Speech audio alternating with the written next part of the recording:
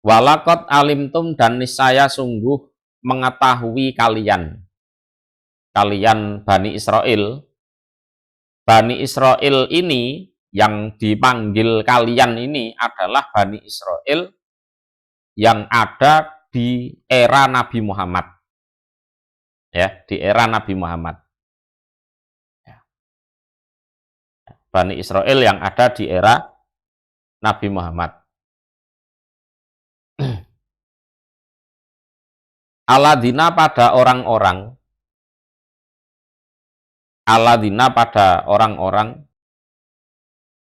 iktadau yang melanggar mereka. Jadi orang-orang ini di era zaman Nabi Dawud, ya.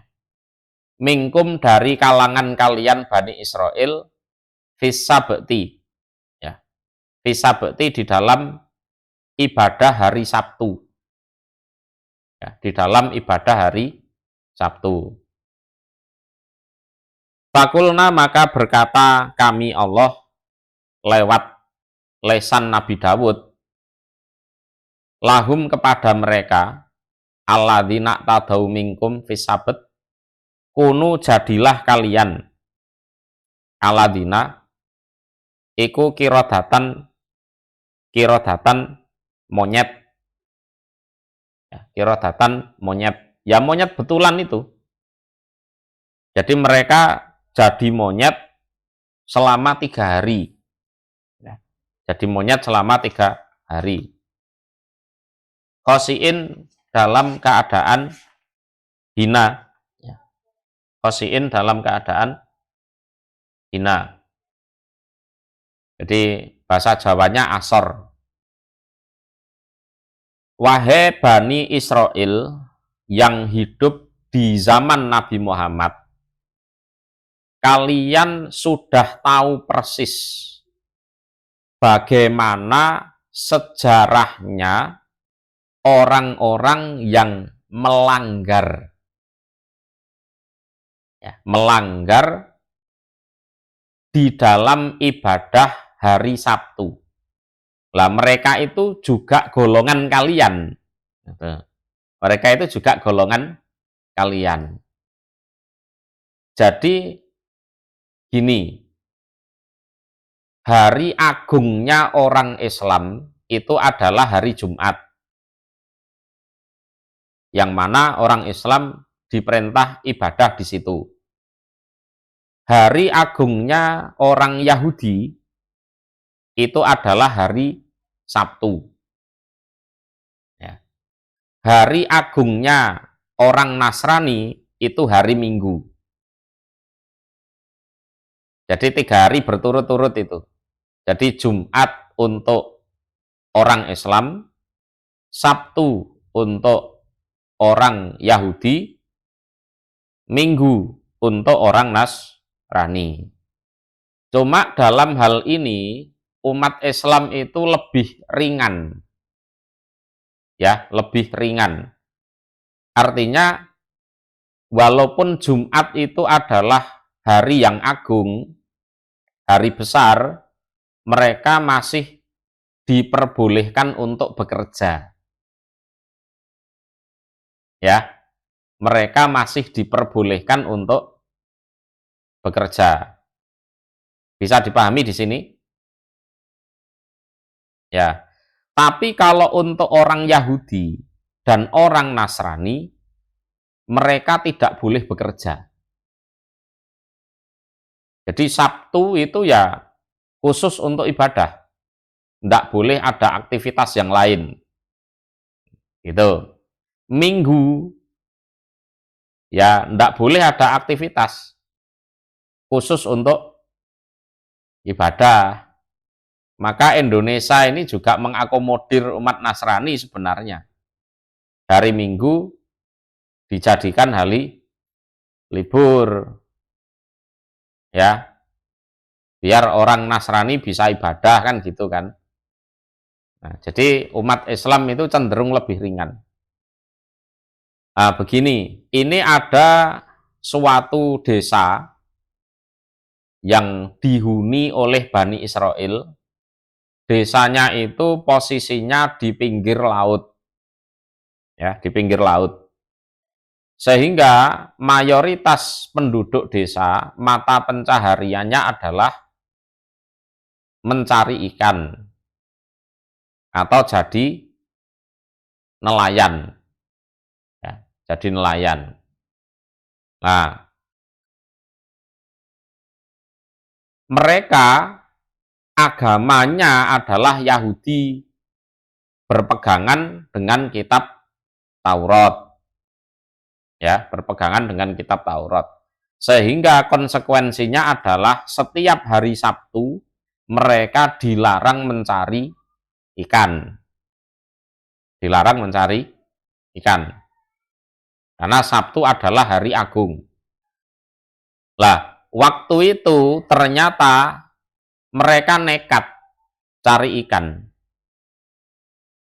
Jadi mereka nekat cari ikan.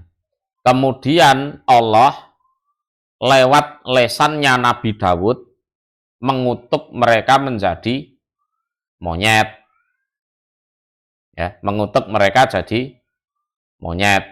Ya, sak desa itu ya, jadi monyet, kecuali yang masih tetap mau menjalankan aturan itu dan amar ma'ruf.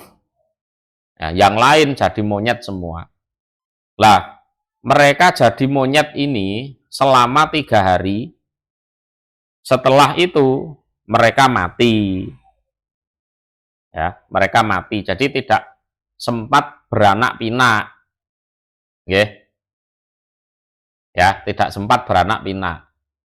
Jadi yang tua ya jadi monyet tua, yang muda jadi monyet muda, ya.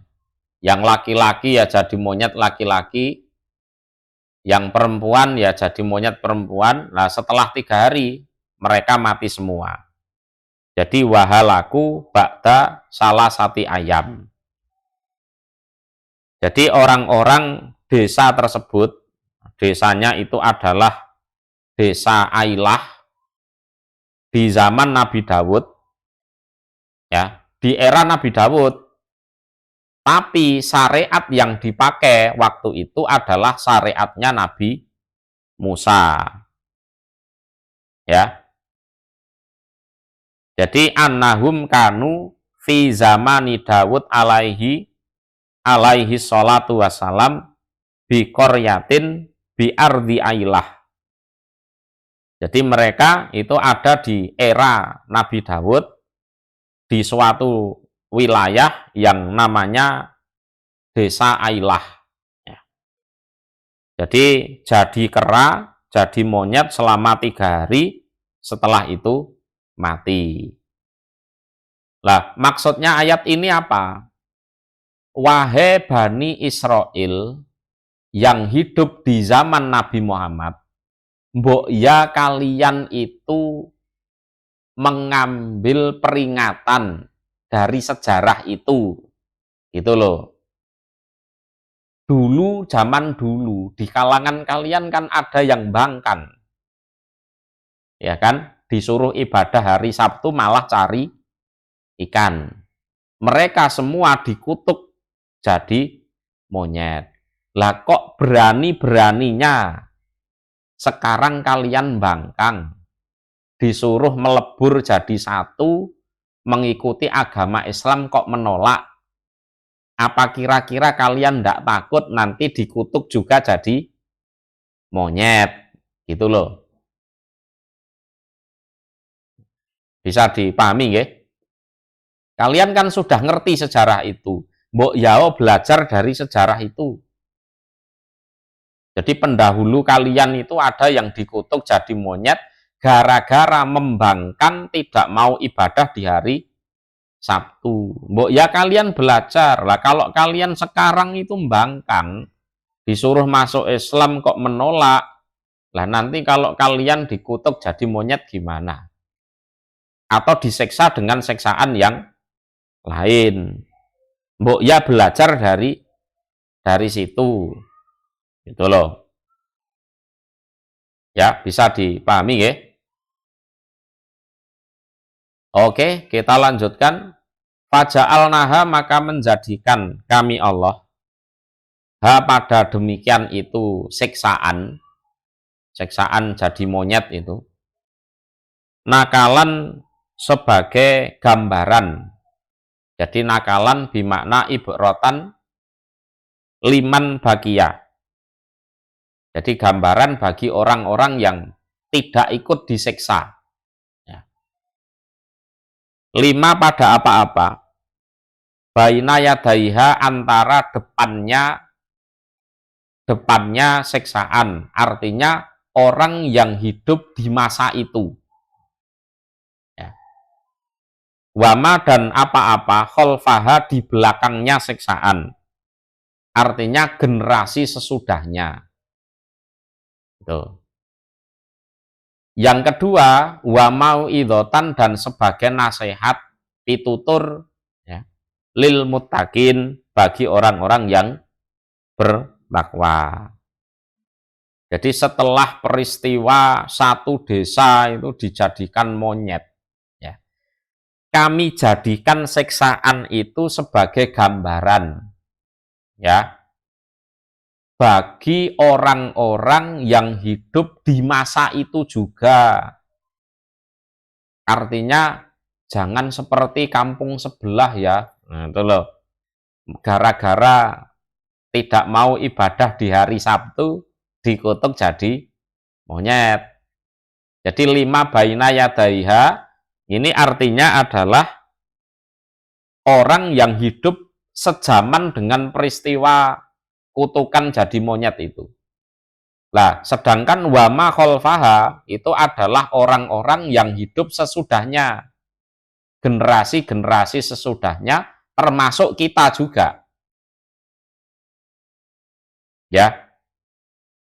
Jadi orang hidup itu jangan sekali-kali melakukan pembangkangan. Karena bisa jadi pembangkangan kita yang sekali itu membuka siksanya Allah. Itu loh. Itu. Jadi 5 baina yadaiha wa ma khalfaha ai lil umamil lati fi zamaniha wa ba'daha. Jadi nasihat gambaran bagi umat yang sejaman dengan itu dan generasi berikutnya. Dan siksaan itu kami jadikan mauidhoh, nasihat, pitutur bagi orang-orang yang bertakwa. Kalau memang orang itu bertakwa, pasti bisa belajar dari situ. Ya, hidup itu ya jangan aneh-aneh, yang lurus-lurus aja. Jangan sekali-kali mencoba melakukan pelanggaran pembangkangan, walaupun hanya sekali. Ya, walaupun hanya sekali. Jadi lil muttaqin di sini disebut karena memang yang bisa mengambil manfaat dari kisah itu adalah orang-orang yang bertakwa. Kalau memang orang itu dasarnya pembangkang, ya, diceritakan kisah itu walaupun 1000 kali ya tidak akan peduli. Itu bisa dipahami di sini ya.